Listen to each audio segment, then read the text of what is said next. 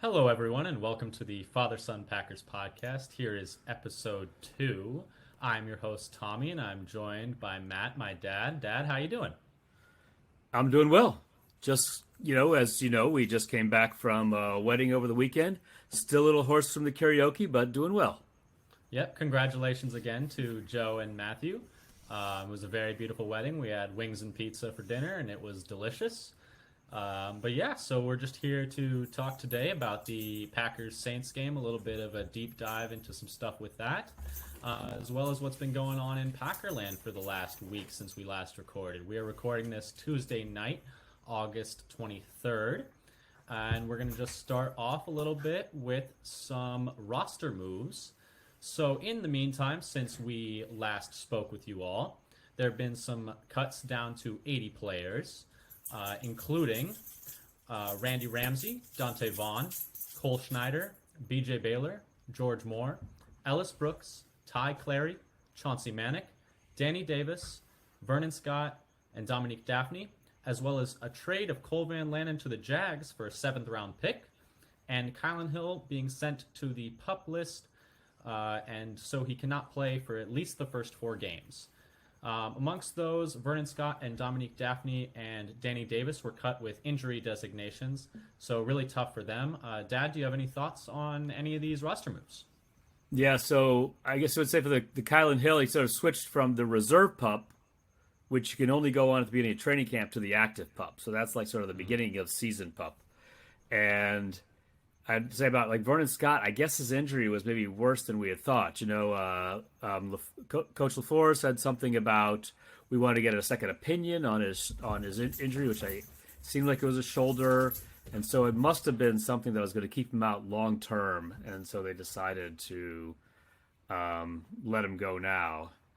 And the Yeah, and Cole Van Landon. for the Vernon Scott Yeah. one, that's really tough because it did definitely seem like he was in line for that third safety spot, and you kind of knew as soon as they said they were getting additional opinions on that shoulder that it wasn't good because they're not going to get another opinion if the first doctor was like, "Oh, it looks totally fine." Yeah, A second it's opinion. really tough. You only get a second opinion if you're unhappy with the first opinion, usually. Exactly, and that one was really tough. Yeah, and he had Just started. He'd been. It seemed like he'd been playing better and moving up the depth chart for that third safety spot before that injury. Yeah, and he had a really nice game against the Texans 2 years ago, and then last year hadn't really done very much. But you can kind of chalk it up to second year in the league, new defensive system, and it seemed like he Yeah, had really that could a lot of have been a stuff had big one. New clicked. defensive system. Exactly, and a lot of stuff had seemed to click for him this offseason. He had looked pretty good, but he had that there was that run down the sideline by I believe it was Tony Jones for the Saints, and he missed that tackle a little wide and seemed to catch it all on that Cut it all on arm. the shoulder. I was And looking at yeah, that and it play, did and as not I looked look at it, good. and I was looking at the play, I was like, "Oh, is that the one that got hurt on?" As I was watching the all 22, I was thinking, "Oh yeah, there's some get up, and he's going right to the shoulder as he tried to dive Yeah. back and do an arm tackle." Yeah, Yeah, I saw. Yeah, and he that was a big gain on the screen pass by the Saints. One yeah, of and their better plays. it was tough because you saw on the sideline he was immediately really He upset. He was walked back to the really, yeah, locker you could room. tell he was really angry about it on the sideline during the Yeah, game. and He was not we happy. just you just hope that he can make his way back onto a roster somewhere and work And through I his know what shoulder it's like, injury. and you probably know what it's like to be angry when you get hurt, and you have to get Yeah, off the field, off the court. exactly. And we're not even close to never have been and never will be close to that No. level of importance for an injury. But I was thinking you about know, this kind of statement the other week. It's like, you can't talk in certainties all the time. We're all talking about probability, except I'm certain I'm not going to be getting on that football field and playing in the NFL. oh yeah. That's a certainty. There are certain certainties, and that's definitely one of them for the both of us. But yeah, it's really tough for Vernon Scott, and then Cole Van Lannon. It's tough to see the hometown kid get traded, but it is good for the Packers as a whole, I think, to get something for him because he was kind of right on the edge of that roster bubble, and it Yeah. was looking more and more like that spot was going to go to Caleb Jones. I had him on my 53, my first 2 iterations of my 53, but then with both Jenkins and Bakhtiari coming off the pup, that was eating up 2 offensive line spots right there when I was expecting maybe only one of them to make it off the pup before the beginning of the season. And then Caleb Jones seems to have passed him in the depth chart with his play lately, which has been quite good for a undrafted free agent. He's made a lot of nice plays, and Cole Van Lanen seemed to be getting less and less playing time, or at least pushed down to later and later minutes. Yeah, and I saw a tweet the other day. I think it was Andy Herman who was pointing out the parallels between Cole Van Lanen and Ben Braden last year, where they get first team reps and then a year later they're not on the team anymore. And maybe that's just a pattern of the Packers. Give them some first team reps, and a team will think they might want to trade for them. We're just going to pump up that value a little bit, but just it's probably teeny bit. It's probably better for him to get picked up by a team that had put some capital into getting him, for him to have a chance to make the Jags. So that probably helps him there. But I think also the Packers do have this habit of we're just going to throw this guy out there and see how it goes. Yeah, and it did seem, though, that I was looking on some Reddit threads from the Jaguars that they just lost one of their main backups to injury in the preseason. So there's going to be an opportunity for him to play, which is good. Speaking of injuries, let's move on to some of the injury news for the Packers. What do you think, Dad? Do you want good news or bad news first? Vegetables or dessert first? Let's go. Which one's good? Which one's bad? Depends what the vegetable is.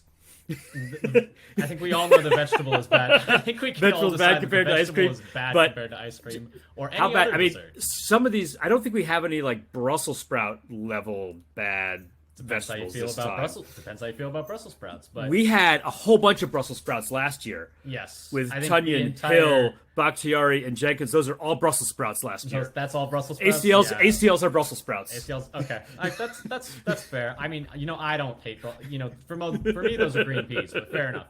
But anyway, green peas are delicious. No, disagree. But anyway, let's start with the bad news. Unfortunately, it seems that. So Levitt, Rasheed Walker, and Akil Byers all missed the Saints game, which is especially bad news for Walker and Byers. Although Walker is back practicing, which is nice to see, and he had been practicing. I guess he's just not quite ready for the game yet. He started the offseason with injury. He was injured. Yeah, and that was part of the reason he fell in the draft to the 7th round, because he a lot of people had him a bit higher in the draft. Yeah, was it? And then Jerron Reed hurt his arm and wrist in practice on Monday, but did come right back with it taped and continued to practice. So that's just something to keep an eye on. And then on Tuesday, Rico Gafford and Sal Cannella were not practicing. Rico Gafford with an ankle injury, the same one I think he's been nursing for a little while since the first game. And then Sal Cannella had a knee injury, and he was also not practicing. Now, let's move Cannella played in the last game. Do you know when Cannella did play versus the Saints? Yes. Did he get the injury during that game? I don't know when he got that injury. He was added to that injury report on Tuesday. It looked like. I think he did practice Monday, so it seems to be something that happened on Monday. Okay, yeah, Gafford. Anyway. I suspect it's the same injury as before game 2. Yeah, and Levitt, we haven't really heard that much. His shoulder injury looked not good. It looked worse than Vernon Scott's, I thought. And we've heard essentially nothing about it or how long it's going to be. LaFleur did say that it was going to be a more longer-term type. But it does make me think that they're going to keep him on the 53 and then move him to the injured list so he doesn't have to miss the whole season. But anyway, so that's unfortunate. We're hoping the best for all those guys. We're hoping that they can get back quickly. And especially for guys like Akil Byers and Rasheed Walker, that they can keep making strides, because these are guys that are fighting for edge of the roster spots, and they need to be out there as much as possible for their chance of making 53. And I think some of them are fighting for not just the 53, but also the practice squad. Exactly. But good news, right after we recorded, Christian Watson and Elton are back, with Christian Watson participating in team drills. Ennis Gaines and Tariq Carpenter are back, so we get some help back at safety, even though we're losing some people there. But most importantly, David Bakhtiari is back, sort of.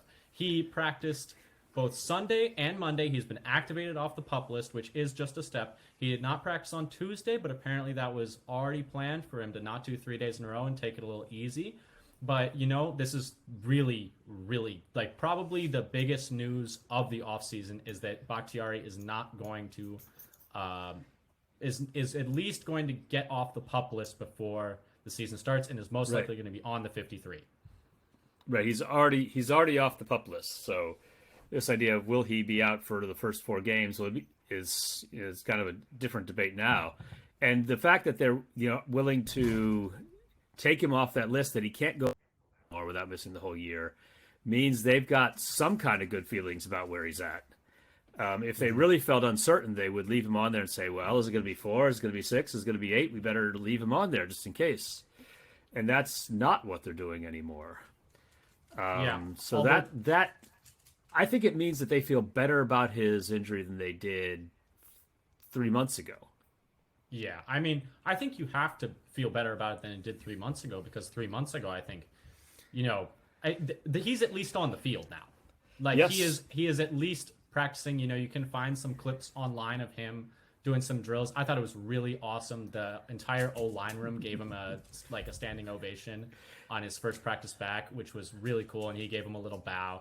And you just really feel for the guy, because it's really awesome, because he's talked about how like both the physical and mental struggle to get back onto the field has been really a toll on him. I mean, it's been almost 600 days since his initial injury, and it's just really great to have one of the best tackles in the league back on the field and stabilizing that O-line room, and just one of the great personalities of the Packers back on the field. I mean, unquestionably, I do love watching him on the the courtside at the Bucks games. Is a sight to behold. The best beer chugger on the team back on the team. I don't think it's even close, is it? Well, I mean, I can't say that I've seen. I guess I don't know. I'm sure some of them would have something to say about that. This is probably true.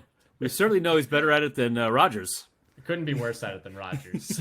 To be fair, and then, of course, no shade. It's more of a Scotch. And then, of course, you see not only did the O-line applaud his return, but Rodgers tossed him a couple of socks at his head in the locker room. Yeah, that was funny. But it's just nice to have him back, and I think that's the biggest news of camp so far, is that David Bakhtiari is practicing in training camp, which is awesome. Yeah, I mean, my opinion has been for a while now that their biggest improvement this year compared to last year, compared to the end of the year last year, is going to be an improvement in the offensive line. And so that'll be more of a topic for another day. But I think that's because with him and Jenkins coming back, it basically pushes everybody sort of down a peg in how good they need to be for a high-functioning offensive line. And so the sort of lowest-graded players will be backups instead of starters of those top 7. Exactly. And it's mostly just like kind of feel good right now. We don't want to get too ahead of ourselves, because he has tried to come back before and it has not worked out before. So we're going to knock on wood really quick and cross our fingers. But, it's good news, and it's okay to celebrate good news. I think it's okay to celebrate, because one thing that I've been waiting for and trying to see if anybody was tweeting about this, was he ever doing any of these exercises 2 days in a row? You see him when he was still on the pup doing some of the drills and running, and he's his bounce off the turf looked pretty good. His spring, as it were, when he was doing some of these cross-step runs, okay, he's got pretty good explosion off of each leg as he's bouncing through it, but can he do that more than 1 day in a row? Because that has been the holdup. He who had exercised that had swelled up, but he couldn't go for however long it was afterwards. And so we don't know, because they haven't actually said. But it's my suspicion that he's been able to work out, 2 days in a row for them to, go to this next milestone in his recovery. Yeah, and he practiced Sunday and Monday. Mm-hmm. Yeah, the 2 days in a row was the big thing. That was the big thing that I was waiting for, because there were a lot of times last year where it seemed like he would try to go, and then the knee would swell up on him, and he'd have to sit out. And they always said that was part of the plan, but it seems now, looking back on it, that was due to that swelling. And so you could also look at this not practicing 3 days in a row, because a lot of times when he didn't practice back-to-back days last year, they would say, oh, it's just part of the plan, there's no reason to worry. So you could take the same sort of uh-oh view of the not practicing 3 days in a row, but the fact that he was able to practice 2 days in a row, I think, is hopefully it's better than it was. It's better than it was.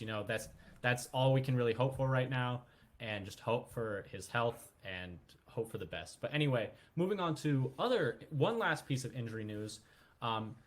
for Mason Crosby, it does sound like Rob Domofsky tweeted about an interview with him today. It does seem like he at least feels that he is on track for what his recovery is supposed to be. Now, whether or not that means he'll be ready for week 1 remains to be seen. I will say that I think Ramiz Ahmed has kicked pretty well in his stead in the meantime. But he's been doing okay so far. It's been pretty good. And, Crosby has elevated from kicking a soccer ball to kicking a football in recent weeks, which, now, that's a step. And another, I was trying to figure out, it seemed from the quote from Crosby that he may have actually done some. I'm not quite sure what he meant by did a set indoors, or did he actually kick some field goal attempts indoors? It was a little ambiguous the way it was written. So and I'm just thinking, please mean you actually were kicking field goals indoors that nobody got to see. Oh yeah, that would be great because I know he struggled a lot last year, and we can go into that when we talk about special teams at some point. But it was kind of the whole operation. I still have faith in Mason Crosby. I have faith in him more than I do any other kicker they could pick up at this point. So, I mean, Eddie certainly Pinero more than so maybe Burkick. Yeah. I mean, and to be fair to Burkitt, she did have a hamstring injury in that game, so I don't that was rough. It's like I don't want to rag him for that game because he got hurt, I think, in warm-ups according to the quotes I saw. And so then he's dragging his bum leg out there. Yeah, and it's really tough for him because he's doing what's best for the Packers, but it's really not great for him because it's not good tape, and other teams are going to look at that and be like, yeah, I felt bad for him about that aspect of it when I heard about it. It's like, he got really kind of stuck in a bad spot. Yeah, and but that's pretty good news for Crosby that he is at least encouraged with his progress in his rehabilitation. And it's still unclear whether or not he's going to be ready for week 1. He's definitely not kicking preseason week 3. But no, he's definitely not going this week. I will say that the Packers have recently tried out several kickers, so I would guess personally, and this is just a guess, that he will not be ready for week 1. Yeah, they had 4 kickers and 2 punters in this week. Yeah, which something thing is like that. Curious because I feel like Pat O'Donnell's been fine, but and his holding's been good. Yeah, honestly, I would take a mediocre punter with great holding. J.K. Scott must have been the greatest holder of all time to be dealing with that poor snapping for that long. Honestly, J.K. Scott, for as much trouble at punt, we never had trouble holding when J.K. Scott was here. And the long snapper was the same long snapper. It was the same one, but year to year, I think realized J.K. Scott must have been the GOAT holder.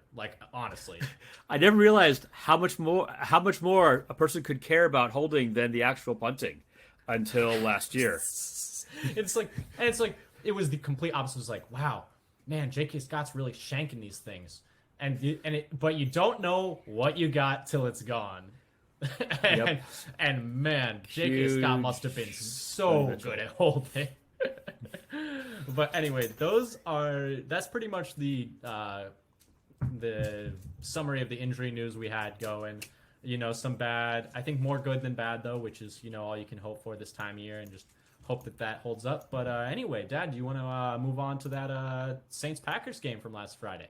Sure. There got a few things I was trying to go through play-by-play, and guess we were going to... Yeah, I know you just went a pretty deep dive going play-by-play and watching each play multiple times. Yeah, and not all of my notes are kind of compiled in an organized way, so I take notes on all plays. But I guess we'll start with special teams. Yeah, I think that's the shortest amount we can talk about because it was a fairly it wasn't a great special teams performance. I will say I was actually it was a bit of a mixed bag. One. The kicking, the extra point field goal operations seem to be pretty smooth. Yeah, the snaps are all on target. The holds are all good. The kicks were clean. Didn't miss a kick. There was on the kick coverage. There were some mistakes to be made.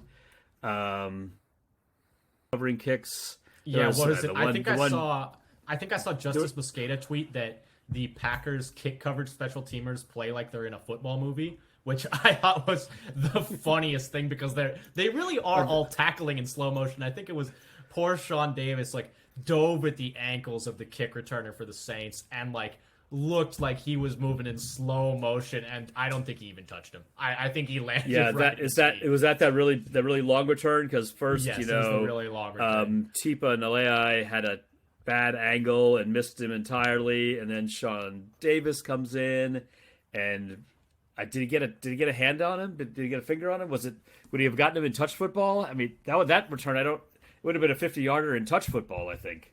Yeah, man. It was bad. It was and very there was familiar. another Actually, it was. Yes. It looked very familiar.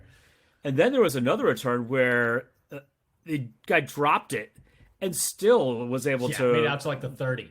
Make it out to the 30 because the coverage he gave you a head start. was so rough. Yep. Like, what is going on? So, not great early returns from the Bisaccia units. And, I think a lot of people were like, oh, we're hiring like Rich Bisaccia, who seems like, he was a very, very solid head coach for the Raiders last year. I mean, he took them to the playoffs, but has honestly only ever been, I would say, a mediocre special teams coordinator when you look at the rankings. So it's like, doesn't mean it's going to be amazing. There's been some year-to-year variation. Yeah, I don't think he's been consistently like, top 10 because he's had some. But I think almost all of the years were in the upper half. I think except for a couple outliers, like the first year he took over, it made, I think one of the places he took a couple years to really get the special teams kind of righted. So I'm hoping that's not as well. But we did sure have a long way to go when he got here. So we'll see about that. Yeah. But the other things say the longest way to go. Yes, because I think not only were they the worst special teams in the I've league, ever seen in my they're life. at least in the conversation for worst special teams of all time. It's the worst I've ever last seen. Year the Niners fans complained all year about how terrible their special teams were. They took our special teams and 31st was good enough to take our special teams behind the woodshed. Yes. Yep. It was bad. But anyway, we could rant about special teams all day, let's go forward. all night. But so there were a couple of the plays, that I felt also there had times where they failed to slow down the gunners on the Saints to open up some holes. But it was. It was what it was in a lot of ways. There were no spectacular returns this time. I mean, Amari got 9 out of a for the Packers, punt return chance. But also their punter boomed a couple of ridiculous punts. That Amari Rodgers was like going back like Willie Mays. I was gonna say like Willie trying Mays. to catch one at center field at the Polo Grounds on that one punt. And so he really didn't have much chance to do anything with a couple of those punts. Yeah, and but yeah, I mean, I thought the special teams was pretty bad, but hopefully, it doesn't need to be good. It needs to not be the worst. The special teams does not need to be good. It can be 25th, and I would be okay with it. If it had been 25th, he probably would have. It only needed to be 25th to beat the Niners last year, I think. Yeah. It just needed to execute. But anyway, let's hope for. We're hoping for more. We're hoping for even better. But anyway, so let's move on to the offensive side of the football, and where the main story of the night was Jordan Love, who, despite his fairly pedestrian stats, 12 for 24, 113 yards and a touchdown, was, I think, borderline sensational. He still bounced a few balls a little bit later in the game and had some misses where he missed a couple guys out in front. Left a few guys short, but overall had some huge big-time throws. He had an 82.6 grade per PFF, if you care about those sort of things. They had him on an elite grade with 3 big-time throws, 1 of 3 on passes, 20-plus yards down the field, but there were 2 drops on those passes, and 4 of 6 for 52 yards on play action, according to Zach Cruz. But if you include the Toure drop, which would have been a tough catch, could have been 5 of 6 for close to 100 yards. It was a nice throw. I was looking at that one throw. again. He just drops it, ripped that thing, drops it in the bucket, and Toure cannot come up with. Do you know which throws that PFF was calling the big time throws? No, yeah, I'm not sure which one the big time throws were. It didn't say, but I think one of them at least was that throw to Winfrey down the sideline. Yeah, it's the crosser. That was actually a really nice play. The deep one where Winfrey didn't even have to break stride. Like, I thought that was actually his best completion of the night. Oh, okay.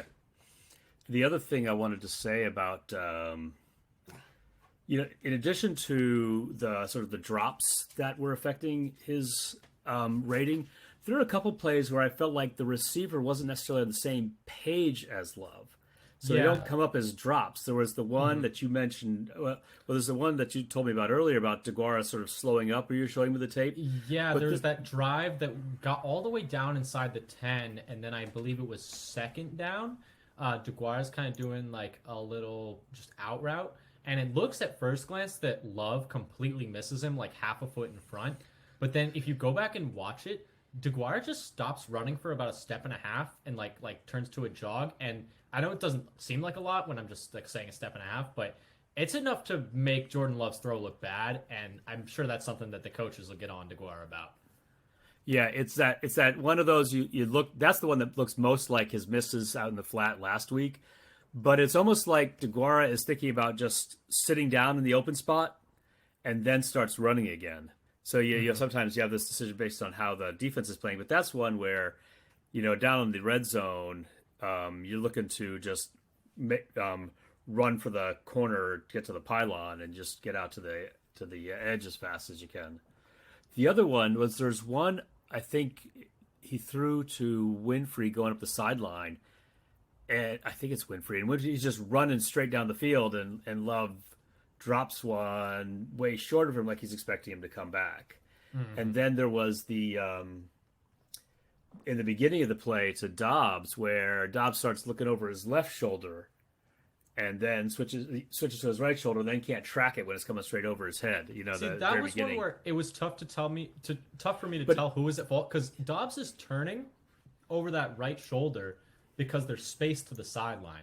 But it seems like Love just wanted him to keep running, so it was tough because I understand why Dobbs turned over that shoulder, but it did make it so that the ball was no longer where Love was thinking of putting it. Right. So it's hard to tell who's at fault in that one. Was Yeah. that because he's looking at the wrong play? He's Dobbs is looking over the wrong shoulder, or expecting in the wrong place, or exactly what went wrong there. And then there's one where when I first watched the play, it's like, oh man, he just threw that right at the feet of the receiver, but actually he gets and maybe I think it goes to Winfrey's feet, but he's just getting pressure right up in his face after Newman got bull rushed right into Ten's lap, right into Yeah, Love's lap. Newman, I feel like, and I know Andy Herman has said this as well, I feel like Hansen is actually playing better than Newman. And I was thinking this as well, and it's like, yes, Newman was the starter last year, but that doesn't mean he has to be the starter at right guard this year. Like, he should not be the default right guard starter. I honestly think Hansen has played better than him. Yeah, though Hansen had a couple of Hansen's not perfect. plays But where he didn't hold up to bull rushes, and I thought Newman had some decent dry blocking when he had Zach Tom next to him. yeah, well, do you want to go over to the O line now? Let's or do you see. have any more? I did have a Love couple that more you wanna notes say? about how Love, in some of his sort of play actions, naked bootlegs and passes were going really well through one stretch. We seemed to be getting rhythm. Though one was a nice completion, and the other was I guess the second one of those was the drop by Toure, where he was rolling out to his left on some nice plays. Yeah. But then we can go on. But anyway, yeah, let's since we were already talking about it, do you want to talk about the O line a little bit? Okay, we can jump to O line and yeah. So I guess the first thing I want to talk about, was Zach Tom and how excellently he's playing, and he is like borderline must start come week 1. He has had 36 pass blocking snaps with 0 pressures per PFF, and then per Mike Renner, just as a baseline for how good that is, only two rookie offensive tackles, with a minimum of 25 pass blocking snaps haven't allowed a pressure yet. It's just him and Charles Cross, who was a top 10 pick. He was the highest graded player on offense versus the Saints, and I actually think that one of his biggest question marks was drive in the run game, which we talked about our last episode. He's getting tons of drive in the run game. I mean, there was several big Tyler Goodson runs that, not several big Tyler Goodson runs, but a lot of Tyler Goodson's best runs came when Zach Tom was getting major push in the run game. He also came in earlier this game. He came in at about the 14-minute mark of the second quarter, as opposed to the 3-minute mark of the second quarter, and so I think it's only a matter of time before he's starting there. Yeah, I have a couple notes on play-by-play here of, and this was I think that this was 50 and 70 crushing downfield ahead of a better run by 39. I know exactly the play you're talking about. And then the next play afterwards, again 39 with crushing pulling block by 50 and 70, especially Tom. He was doing really nicely, and huge hole open between 50 and 70 as Newman is pulling to his left, and Thomas, like, his guy's just buried off the screen. And that was the one where's the nice run with its gaping hole and the spin move that Goodson puts on down in the red zone.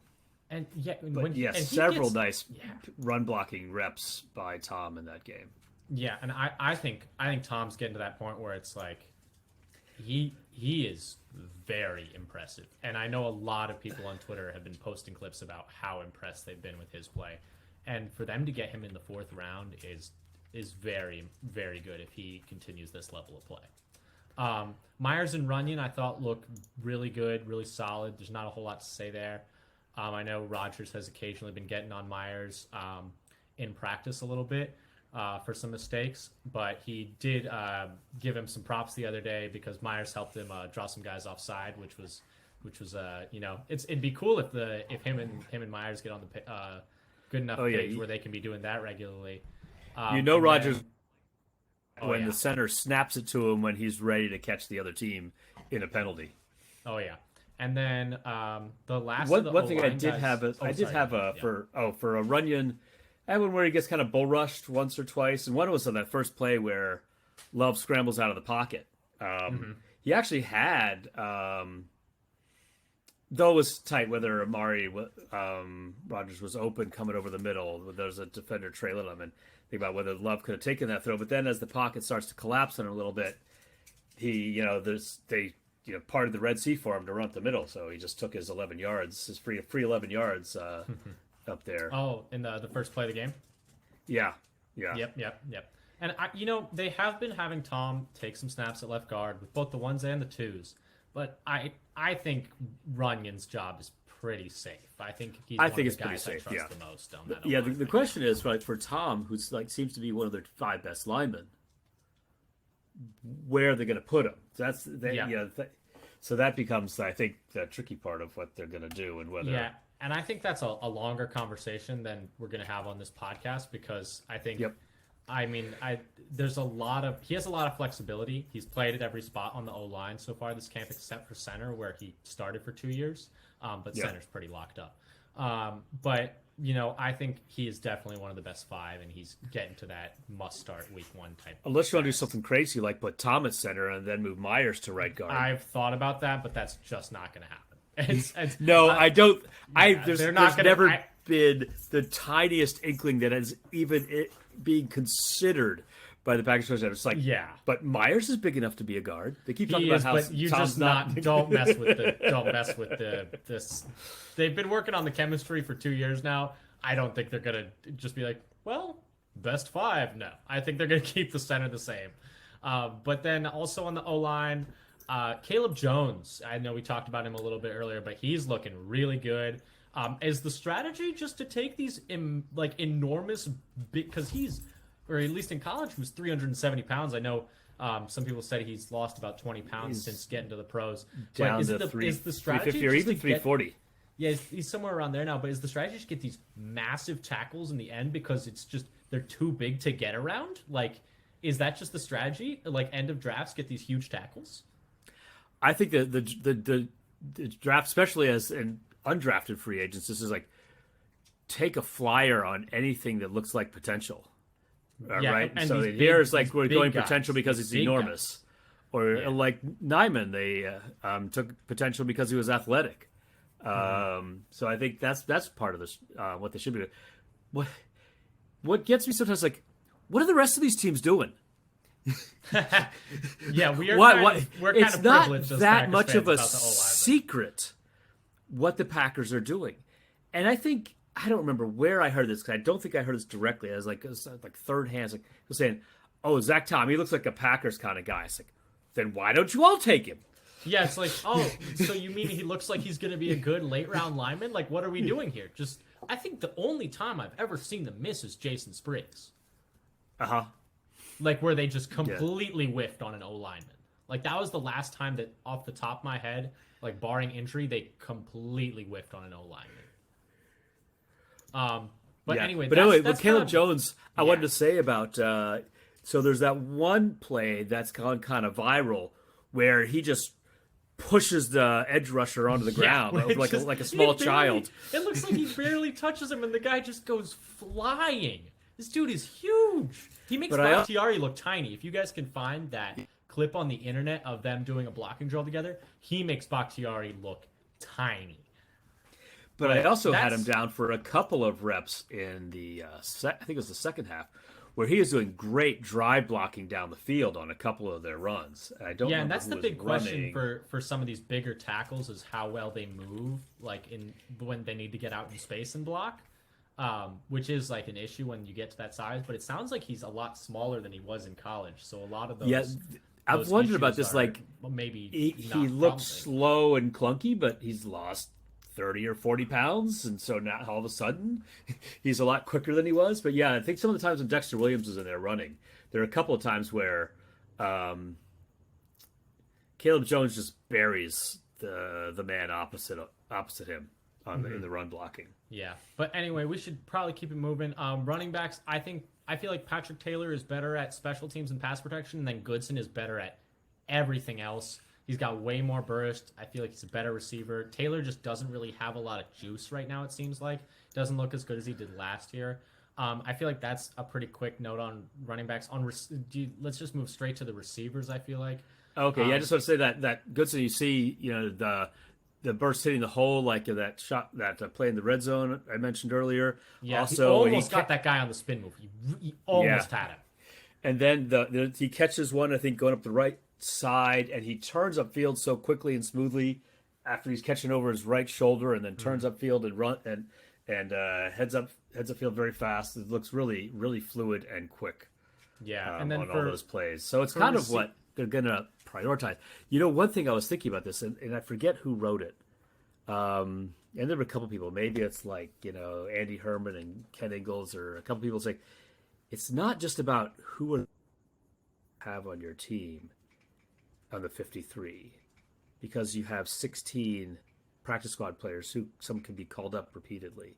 Yeah, it's about who is most likely to who's not going to get who's not going to get back on the team. Yeah, right. Who you're not who going are to be other able to teams sneak going to through. take from you? Exactly. And Goodson could easily, I think, be picked up by somebody else, but I don't think anybody's going to pick up Taylor. Yeah, I think so For too. example. And then on to wide And the receivers. same thing I think with, people need to calm down about Romeo Dobbs. I think people. I saw someone saying that he's making so many mistakes that he should be in like the doghouse, which I think is ridiculous. Like, how do you think how is he supposed to get better? Like, if he's, I mean, no, I understand he's making mistakes. It's the preseason though. Like that, I feel like that's the time to make mistakes. And I understand that, like, if this was the regular season, a lot of those mistakes would be very detrimental to team success. But doghousing him now is it's not good for the, like, ceiling of the team as a whole. Like, the ceiling of what this team could be. Yeah, and also you need to have players who can make big plays, and players the defense has to, adjust their coverage for. That fade on the touchdown, I don't think there's another player besides maybe Lazard on the roster that could make that catch. Well, Watson maybe, but we haven't seen enough to know.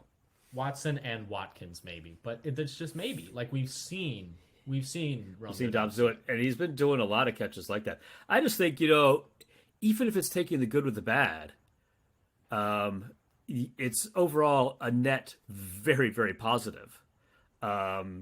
So, if he drops a couple, his catch percentage is a little lower, but his production per target has been really good.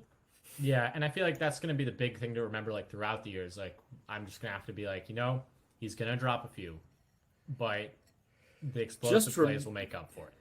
Just remember, MVS had one of the highest rookie receiving yard totals for the Packers in like the last 7 years, and he had all kinds of drop issues, and he still put up a lot of numbers. And Dobbs has got a lot more, I think, potential to be a alpha receiver than that.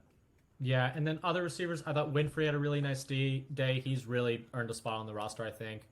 And that's kind of it for receivers. Tight ends, Tyler Davis is really continuing to struggle. But LaFleur was very complimentary of him after the game, saying that he was actually playing pretty well in his mind, and especially well in special teams. And he actually had a really good day of practice on Tuesday. And I thought DeGuara was pretty good again, aside from that one missed route where he kind of stopped a little bit early. But yeah, though I would say he did a lot of what he did in the last game, which is lead blocking on some of those like end arounds and things where he does a really good job. Maybe some of the best blocking he does when he's acting as a lead blocker, and his pass catching has been mostly fine. Getting the ball and turning upfield. Yeah, I did want to say a little bit about said the other pass catchers. Rodgers had kind of Amari Rodgers had sort of a not very it's more notable of, day. It's more of the same where he is struggling as a receiver, but when he has the ball in his hands, he's doing pretty good things. Yeah, I also saw a couple times where I thought he was open but didn't get the ball on a couple of occasions. That though maybe it was like I don't know how quick safety is going to be crashing down, whether I'll get it there in time. But they also do seem to use him a lot. You think about there's like yards per target or per reception are kind of low as for what you typically think of as for a receiver, but they use him a lot in the on jet sweeps and end arounds and passes near the line of scrimmage. And you see like so many plays where he's the motion guy. Even though he doesn't always get the ball, he is the one. They're putting him in motion on a high percentage of the snaps he's in. Yep. But anyway, we're going a little long on time, so let's move on to the defense, where we have our fun stat time. And the stat time that I did this week, because the Packers are struggling so much with injuries at the safety position, with having to cut Vernon Scott due to injury, Dallin Levitt being injured, and a bunch of other issues at the safety position. Darnell Savage missing time. What I did was I looked at how important safety depth is over the course of the year. So what I did was I went to ourlads.com, which has an archive of old depth charts, and I went and found the safety starters for every NFL team as of August 1st, 2021. And then what I did from that was I grabbed the two starters, and then I went to Pro Football Reference and found the defensive snap percentages for each of those starting safeties for every team in the NFL last year. And what I found was that the median snap percentage for each pair of safeties for each team was 82%. So I averaged the defensive snap percentage for each safety pair and then took the median to account for outliers, which is 82%, which is really important because I think Green Bay Packers fans, I thought initially it was like, okay, the third safety is important, but how important could it be? But the reason that I was thinking that is because I have this preconceived notion in my mind that safety is a healthier position. But the reason for that is the Green Bay Packers had the healthiest pair of safeties by this metric last year in the NFL at 96.7% of snaps. And then in 2020, it was 91.7%. And then 2019, it was 91.4%. Over the last 3 years, since Adrian Amos and Darnell Savage have been starters for the Packers defense, they have had some of the healthiest pair of safeties in the entire league, which should not be taken for granted, because when you look at how safety depth has been tested for other teams, about 1 in 5 snaps for the typical defense doesn't have one of their two starting safeties. And I think that's something to keep in mind, because I initially was like, yeah, safety 3 is a big issue, but I think we'll be okay. Safety 3 could end up being a bigger issue than it has been in the past, especially with Darnell Savage already dealing with a hamstring injury. And I think the Packers are cognizant of this, because today in practice, they were putting Rasul Douglas at safety with Keyshawn Nixon in the slot, which I think is a bit of a realization or an acknowledgement that third safety spot is not very strong on this roster right now, and is going to be probably pretty important this year. It was kind of an interesting. I do recall sometime in the spring. I forget if the question was put to Douglas directly or Coach LaFleur, but there was some talk about, maybe we'll put Douglas at safety some of the time, and he was like, I think he said something like, "Yeah, sure, I'm up for that. I'm up for anything. Gets me on the field." Yeah. And the idea that his skill set of, being able to have eyes break on the ball when he has eyes on the ball could lend itself well to. Yeah, and he's a bigger guy. Safety. He's and he's a very good tackler. He's a hard hitter. He's their biggest. Is he their biggest corner? He might be their heaviest. At least of the ones who get the most snaps. Yeah, but I just thought those numbers were interesting. That the Packers had the healthiest pair of safeties last year, and probably one of the handful of healthiest pairs over the last 3 years. And that just because that's true doesn't necessarily mean it's going to hold for this year. Yeah, but it's kind of an interesting thing to bring up, and I've noticed this a little bit. And though maybe it's not, maybe there's a little bit of confirmation bias here, but I think when they've signed free agents, they have done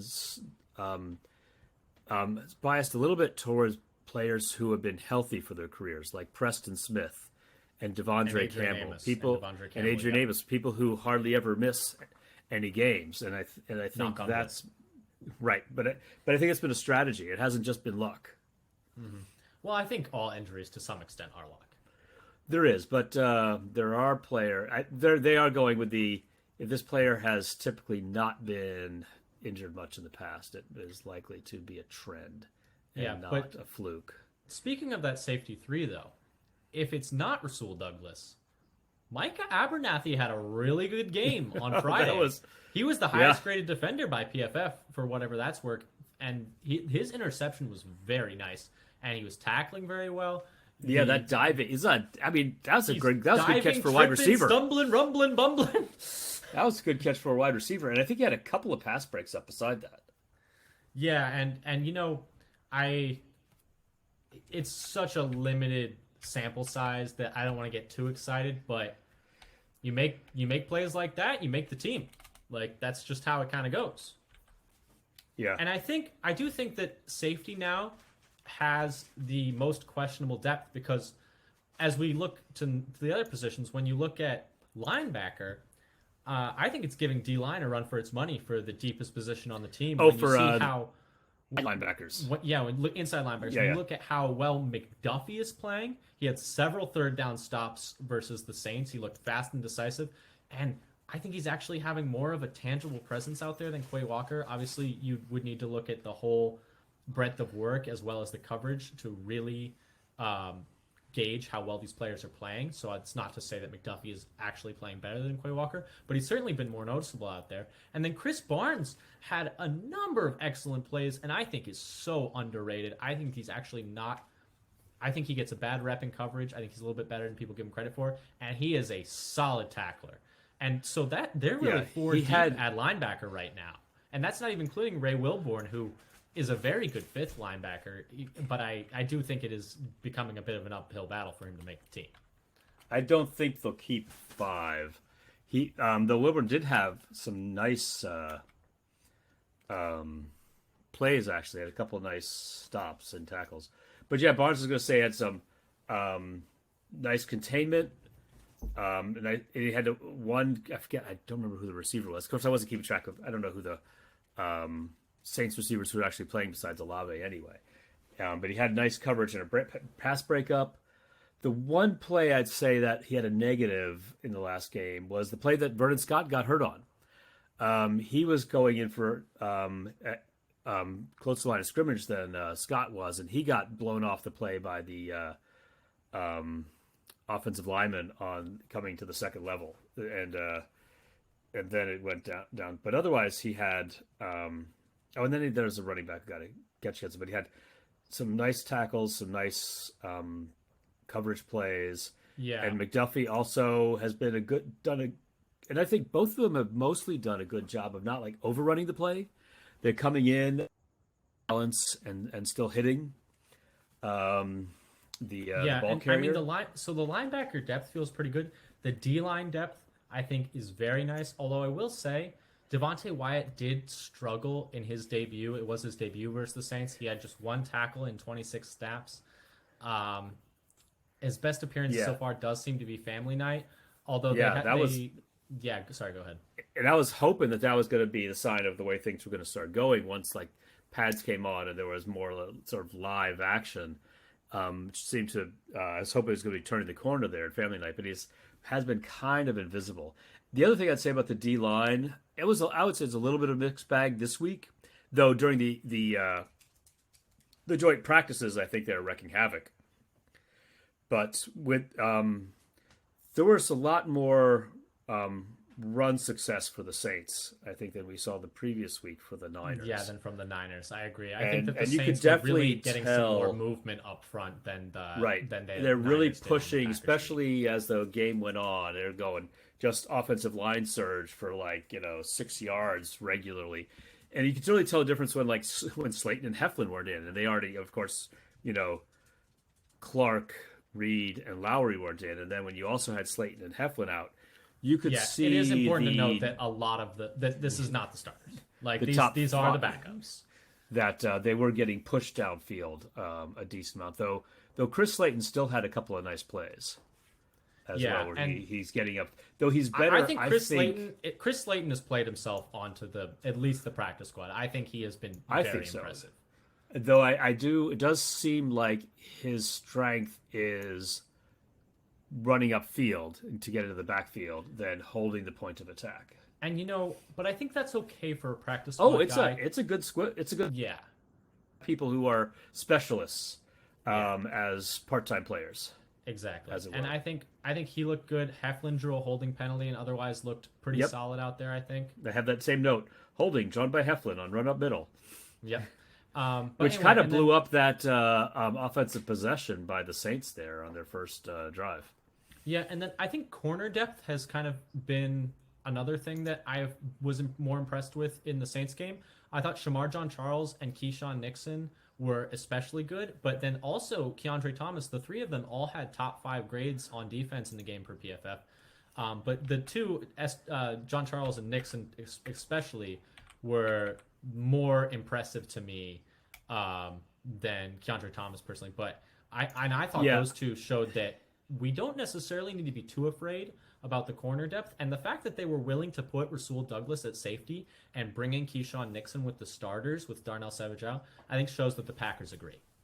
Yeah, it definitely seems like they have more confidence in their safety depth. And I would say that John Charles in the corner depth, that they are able to move Douglas over. Because I would say that John Charles and Nixon, they and Thomas were all making good plays, though John Charles and Nixon, their plays were coming earlier in the game when more of the Saints' frontline starters or closer to starters were playing. While Thomas had a couple of nice breakups, but they were later in the game where the general consensus is the competition is not as high. Yeah. And then I think, so I feel a little bit better about the depth there. I feel a little bit better about the depth at edge as well. I thought Enagbare looked good again. He didn't put up the numbers that he did in that first game, but he beat the left and the right tackle. He beat them with different moves. He beat them with a bit of a chop move as well as a ghost rush where he kind of baited the tackle into lunging and then dipped under him, and then did an IRL Call of Duty slide cancel, which was very impressive and very fun to watch. But I thought he looked good. I thought Hamilton set a pretty good edge. He set the edge against the run several times, very nicely, actually. I have a few different plays where he did that in my notes. Yeah, and then it and looks like you had a couple notes on Tipa as well. He had that really nice spin move for a pressure early in the game. Oh, yep. I know. It was like the third or fourth play of the game. Yep, I know exactly what you're talking about. But I have great spin move by 40 for pressure. And that's the one where, that's the play where John Charles has the breakup, got called for the pass interference at the end. But it was a great homer, but I did not agree with that. And I watched that on the All-22. It's like, okay, there's a little bit kind of positional hand fighting at the top of the route, but it's pretty weak. Yeah, but that pressure by for the refs too. The pressure by Nalea was really nice on that spin move. And then of course, that one time he got exposed was he He- just gets Yeah, smoked he's by in coverage on Chris Olave. But Chris Olave, why? and Why so is, like, that's that's not his job? that's the question I was like, that's just a bad. You just had no chance there. You got an edge rusher on a speed receiver, out in the slots. Like he had basically, and there wasn't really any help over the top. He's kind of just Yeah. left hung out to dry. Yeah, and so those three guys kind of stood out to me, and then Kobe Jones continues to have like a pretty nice camp. I think he's fighting for a roster spot right now on the 53 too. Yeah. Oh, well, on the 50, you think of the 53? I think on the 53, he was the first person with the ones coming off the bench when I think we talked about this earlier. He was the first one with the ones after Gary dropped out of practice the other day. I guess the question is how many edge rush. I could see five, but I mean, it all. I think depends on five, who they keep but in I both don't positions. think it's going to be more than five. I think but if I they don't keep think- five, Kobe Jones is 100% one of them. Oh, 100% one of them. Yeah, I think if they keep five, he's definitely one of them. Gary, Preston, Enigbare, Garvin. I think. I mean, I So, would so I argue- think those first three are pretty certain to be on the 53. I would so argue then you Kobe have- Jones is ahead of Hamilton right now. Because then I think what you have is for, let's say the top three are set. Enigbare, I don't know if Smith, I and would say Gary. Garvin is set. I would say it's four. No, guys I for say two that's why I'm spots. saying those three. Oh, I'm putting Enigbare, I see what you're Enigbare, saying. Yes, Enigbare yes. as three, and then you have Garvin, Hamilton, Nalei, and Noai, Kobe Jones for two and spots. Kobe Jones for 2 spots. Yeah, I mean, we'll do this when we talk about our 53 next week after the last preseason game, but I do think that's an interesting discussion to have. Anything else on the edge rushers you wanted to say, or any of the other defensive positions before we I wrap think up here? I think that's it. Any other defensive? Versus I thought. I mean, I feel pretty good about where the depth of this defense is in most positions. I accept safety, unfortunately, but hopefully Savage can get back quickly. Right, and yeah, and I think they're going to hold him out to the beginning of the season. At this point, it's like As they should. there's no sense. There's in, no reason, and don't it sounds do like any none of the starters are going to play versus the Chiefs, anyways. none of the starters who Will said haven't today. already played are going to play. Yeah. So, Exactly. I think it's the way he worded it. So if you haven't already So been that means, starting, no but Rodgers. maybe Christian Watson will play on Thursday. I mean, we'll see. We'll see. I suspect Christian. I think they're going to. I mean, because they've been playing Dobbs. Yep, Um, and so there's Dobbs no- and Christian Watson got some reps with the ones with Aaron Rodgers today as the wide receivers. And Watson was getting what some receivers praise out from Aaron Rodgers today too. Yeah, but anyway, Was it I today or think yesterday? that Whatever day it was.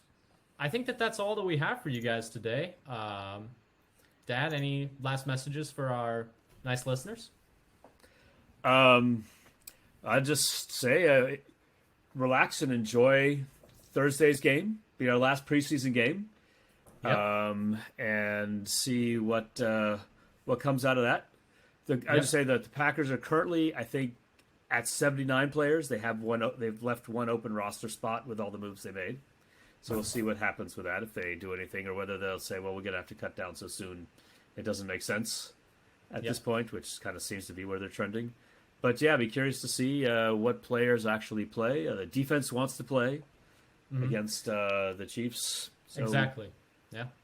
So we'll I'm see how that excited goes. for and Thursday, but I'm excited for yeah, Thursday. and we'll be bringing you that's another.